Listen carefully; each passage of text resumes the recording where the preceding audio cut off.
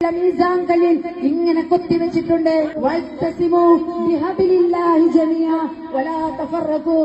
നിങ്ങൾ അല്ലാഹുവിന്റെ പാശത്തിൽ മുറുകെ പിടിക്കുക, വലാ തഫറഖു, നിങ്ങൾ ഭിന്നിച്ചു പോകരുത്. പ്രിയപ്പെട്ടവരെ, ആശയപരമായി പല വ്യത്യാസങ്ങളും നമുക്കിടയിൽ ഉണ്ടാവും, പല ആദർശ വ്യത്യാസങ്ങളുണ്ടാവും.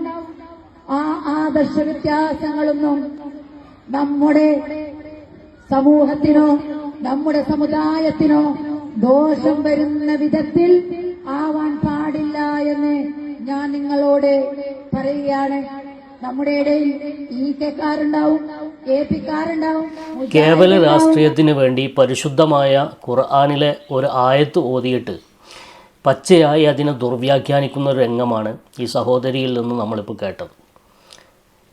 എന്താണ് വിശുദ്ധ ഖുർആൻ പറയുന്നത്? വഅ്തസിമു ബിഹബിലില്ലാഹി ജമിയ, അള്ളാഹുവിൻ്റെ പാശത്തിൽ നിങ്ങൾ മുറുകെ പിടിക്കുക, വലാ തഫറഖു, നിങ്ങൾ ഭിന്നിക്കരുത്. ഏത് വിഷയത്തിലാണോ ഖുർആൻ ഇത് പറയുന്നത് അതിൻ്റെ നേരെ ഓപ്പോസിറ്റ് മറിച്ചിട്ടു.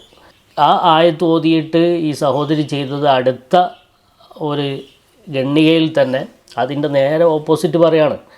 അതായത് വഅ്തസിമു ബിഹബിലില്ലാഹി ജമിയ, അതിനെ ഖുർആൻ മുഫസ്സിറുകൾ കൃത്യമായിട്ട് വിശദീകരിച്ചിട്ടുണ്ട്. സിറാത്തുൽ മുസ്തഖീം, എന്താണ്? അള്ളാഹുവിൻ്റെ പരിശുദ്ധമായ വഴിയാണത്, അതായത് ആദർശമാണത്.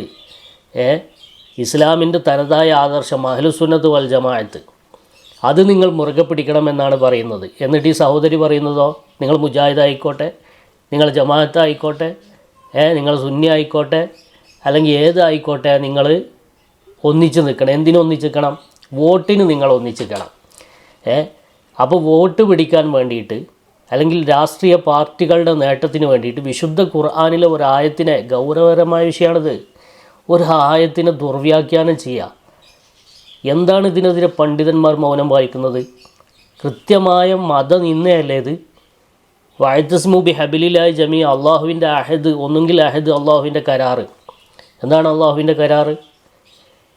അള്ളാഹുവിൻ്റെ കരാർ എന്താണ്? അള്ളാഹുവിൻ്റെ പരിശുദ്ധമായ ദീനാണ്.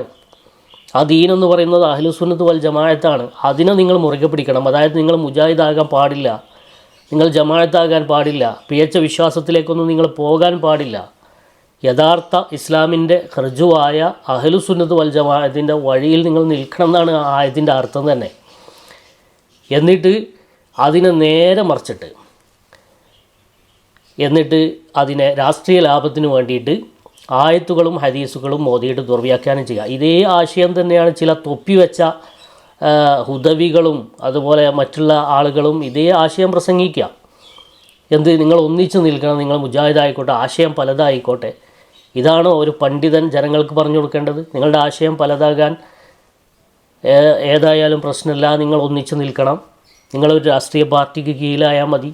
ഇതാണോ ആത്യന്തികമായിട്ട് ഒരു മുസ്ലിമിനെ സംബന്ധിച്ച്? അവൻ്റെ ദീനല്ലേ സംരക്ഷിക്കപ്പെടേണ്ടത്, അവൻ്റെ ആദർശമല്ലേ സംരക്ഷിക്കപ്പെടേണ്ടത്?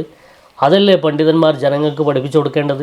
ഏറ്റവും ചുരുങ്ങിയത് അത് പറഞ്ഞിട്ടില്ലെങ്കിലും അത് കുഴപ്പമില്ല എന്ന ലാഘവത്തിലേക്ക് ജനങ്ങളെ കൊണ്ടെത്തിക്കുന്ന പരിപാടിയെങ്കിലും അവസാനിപ്പിക്കണ്ടേ? ഏത് ആശയത്തിലായാലും കുഴപ്പമില്ല, നിങ്ങളൊരു രാഷ്ട്രീയ പാർട്ടിക്ക് കീഴിൽ നിന്നാൽ മതി എന്ന ഒരു ആശയത്തിലേക്ക് കൊണ്ടെത്തിച്ചാൽ നിങ്ങൾക്ക് ആഖിറം എന്തായാലും കുഴപ്പമില്ല, ദുന്യാവ് മതി എന്നൊരാശയത്തിലേക്കല്ലേ ഇവർ പറഞ്ഞു വെക്കുന്നത്. എന്താണ് ഇവരൊക്കെ പഠിച്ചിറങ്ങിയത്? ഇവരൊക്കെ എന്താണ് പഠിച്ചിറങ്ങിയത്? പർദ്ദയും നിക്കാബും ധരിച്ചിട്ട് ഇങ്ങനെ വിശുദ്ധ ഖുർആൻ ദുർവ്യാഖ്യാനം ചെയ്ത് വോട്ട് പിടിക്കുന്ന ഈ പരിപാടി അവസാനിപ്പിക്കണം. മതത്തിൻ്റെ ചിഹ്നങ്ങളെയും മതത്തിൻ്റെ ഗ്രന്ഥങ്ങളെയും ഉപയോഗിച്ച് ഇത്തരം ദുർവ്യാഖ്യാനം ചെയ്ത് പരിശുദ്ധമായ ദീനിനെ കൊച്ചാക്കുന്ന രീതി, അല്ലെങ്കിൽ അഹ്ലുസുന്നത്ത് വൽ ജമാഅത്തിനെ, പരിശുദ്ധമായ സിറാത്തുൽ മുസ്തഖീമിനെ ജനങ്ങളുടെ മനസ്സിൽ നിന്ന് അടർത്തി മാറ്റി അതിനെ വില കുറച്ച് കാണിച്ച്, ദീനിനെ വില കുറച്ച് കാണിച്ച് ദുന്യാവിന് ദീനിനെ വിൽക്കുന്ന ഏർപ്പാട് അവസാനിപ്പിക്കണം. ഇനി ഇവർ പറഞ്ഞ് കൊണ്ടെത്തിക്കുന്ന ആ ഒരു പ്ലേസിലേക്ക് നമ്മൾ വന്നു നോക്കുക, പ്ലാറ്റ്ഫോമിലേക്ക് നമ്മൾ വന്നു നോക്കിയാൽ എന്താണ് അവസ്ഥ? നിങ്ങൾ ആശയങ്ങൾ ഏതായാലും പാടില്ല, മുജാഹിദാവട്ടെ ജമാഅത്താവട്ടെ, നിങ്ങളെന്താവണം? ഒന്നിച്ച് നിൽക്കണം, അതായത് വോട്ട് ഏകീകരിക്കണം എന്ന് പറയാം. എന്നാൽ ആരൊക്കെയാണ് ഒന്നിച്ച് നിൽക്കേണ്ടത്? ചില ആളുകളെ ഇവർക്ക് പറ്റൂല. PDPയും ഇവരും തമ്മിൽ ഒന്നിച്ച് നിൽക്കുമോ? PDPയും SDPയും ഒന്നിച്ച് നിൽക്കുമോ? ഇവരെല്ലാം കൂടി ഒന്നിച്ചു ചേരാൻ പറ്റുമോ? അവിടെ അതിർവരമ്പുകൾ വെക്കും. അവിടെ ഈ ഹബിൽ ഇല്ല, അള്ളാഹുവിൻ്റെ പാശമല്ല, അവർക്ക് അള്ളാഹുവിൻ്റെ പാശം പിടിക്കാൻ പാടില്ല, അതിൻ്റെ അപ്പുറത്താണ്. എന്നാൽ ചില മണ്ഡലങ്ങളിൽ ഇവർ അള്ളാഹുവിൻ്റെ ഹബിലാണ്, ചില മണ്ഡലങ്ങളിൽ ഹബിലല്ല. ഉദാഹരണമായിട്ട് മഞ്ചേശ്വരം പോലുള്ള മണ്ഡലങ്ങളിൽ SDPI അള്ളാഹുവിൻ്റെ ഹബിലാണ്. മറ്റുള്ള മണ്ഡലങ്ങളിൽ SDPI എന്താകരുത്, അള്ളാഹുവിൻ്റെ ഹബിൽ പിടിക്കരുത്. ഇതാണോ ഈ ആയത്തിൻ്റെ ആശയം? ഖുർആൻ ഓതിയിട്ട് ദുർവ്യാഖ്യാനം നടക്കുക, ഹദീസുകൾ ഓതിയിട്ട് ഹദീസുകൾ പറഞ്ഞിട്ട് അല്ലെങ്കിൽ മതങ്ങളുടെ ചിഹ്നങ്ങൾ ഉപയോഗിച്ചിട്ട് ദുർവ്യാഖ്യാനം നടത്തിയിട്ട് താൽക്കാലിക ലാഭങ്ങൾക്ക് വേണ്ടിയിട്ട് പരിശുദ്ധ ദീനിനെ കൊച്ചാക്കുന്ന, മതത്തെ നിന്ദിക്കുന്ന ഈ ഏർപ്പാട് അവസാനിപ്പിക്കണം. ഈ കമ്മ്യൂണിസം അതിലേക്ക് പോകാൻ പാടില്ല എന്ന് ഖുർആൻ ഓതിയിട്ട് ചില ആളുകൾ പ്രസംഗിക്കുക.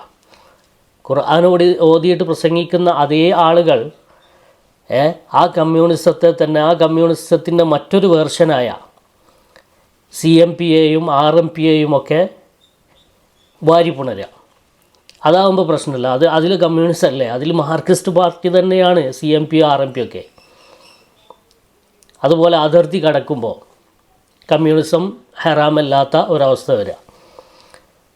അപ്പോൾ ഇതിലൊക്കെ ചെയ്യേണ്ടത്, നിങ്ങൾക്ക് നിങ്ങളുടെ രാഷ്ട്രീയ നയങ്ങളൊക്കെ സ്വീകരിക്കാം. അത് ജയിക്കുന്നതിന് വേണ്ടിയിട്ട്, വോട്ട് സ്വരൂപിക്കുന്നതിന് വേണ്ടി ഏത് നയങ്ങളും അടവുകളും നിങ്ങൾ സ്വീകരിച്ചോളൂ, അതിന് യാതൊരു കുഴപ്പമില്ല. പക്ഷേ ഒരിക്കലും പരിശുദ്ധമായ ഇസ്ലാമിൻ്റെ ചിഹ്നങ്ങളെ അല്ലെങ്കിൽ വിശുദ്ധ ഗ്രന്ഥങ്ങളെ അതിനു വേണ്ടി നിങ്ങൾ ദുരുപയോഗം ചെയ്യരുത്. കമ്മ്യൂണിസം എന്ന പ്രത്യയശാസ്ത്രം അത് മതവിരുദ്ധമാണ്, എല്ലാവർക്കും അറിയാം. പക്ഷേ അതിൻ്റെ എല്ലാ വേർഷനും അങ്ങനെ തന്നെയാണ്. അത് വടകരയിലാകുമ്പോൾ അത് പരിശുദ്ധ നെയ്യായി മാറുന്നില്ല, അത് CMP ആകുമ്പോൾ അത് ഹലാലാകുന്നില്ല, RMP ആകുമ്പോൾ അത് പുണ്യമാകുന്നില്ല. കമ്മ്യൂണിസം എന്ന പ്രത്യയശാസ്ത്രം അത് എപ്പോഴും ഒരു മുസ്ലിമിന് അതിനോട് അടുത്ത് നിൽക്കാൻ പറ്റാത്തതാണ് അതിൻ്റെ പ്രത്യയശാസ്ത്രം. എന്നാൽ അരിക്കും തുണിക്കും പണിക്കും വേണ്ടിയിട്ട് പാർട്ടി, കമ്മ്യൂണിസ്റ്റ് പോലത്തെ പാർട്ടിയിൽ പ്രവർത്തിച്ചു കൊണ്ടിരിക്കുന്ന ആ പ്രത്യയശാസ്ത്രത്തെ മനസ്സിലേക്ക് ആവാഹിക്കാതെ ഉൾക്കൊള്ളാതെ പ്രവർത്തിച്ചു കൊണ്ടിരിക്കുന്ന എത്രയോ മുസ്ലിങ്ങളുണ്ട്. അവരൊന്നും ആ പ്രത്യയശാസ്ത്രത്തെ ഉൾക്കൊണ്ടുകൊണ്ടല്ല, ഈ ഒരു രീതിയിൽ തന്നെയാണ് ഈ RMPയോടും മറ്റുമൊക്കെ സഹകരിക്കുന്നത്, അല്ലെങ്കിൽ തമിഴ്നാട്ടിൽ ഇതിനോട് സഹകരിക്കുന്നത്, കമ്മ്യൂണിസ്റ്റ് പാർട്ടിയോട് സഹകരിക്കുന്നത്.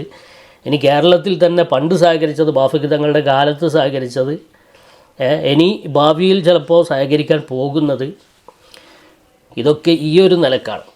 അപ്പോൾ അതിനെ മതത്തിൻ്റെ ലേബലിലേക്ക് കൊണ്ടുവന്ന് അതിനെ മതവൽക്കരിച്ച് മതത്തിൻ്റെ ആയത്തുകളും ഗ്രന്ഥങ്ങളും ഒക്കെ അതിനു വേണ്ടിയിട്ട് ഉപയോഗപ്പെടുത്തി ദുർവ്യാഖ്യാനം ചെയ്ത് ഒരിക്കലും നിങ്ങൾ താൽക്കാലിക ലാഭത്തിന് വേണ്ടിയിട്ടും വോട്ടിന് വേണ്ടിയിട്ടും ഈ തരത്തിലുള്ള തോന്നിവാസങ്ങൾ പ്രചരണത്തിന് വേണ്ടി ഉപയോഗിക്കരുതേ എന്ന് വളരെ വിനീതമായി അപേക്ഷിക്കുകയാണ്. അസ്സലാമു അലൈക്കും വറഹ്മത്തുള്ളാഹി വബറകാതുഹു. والحق هو الثابت الباقي الذي لا يزول. إن الباطل لا بقاء له ولا ثبات.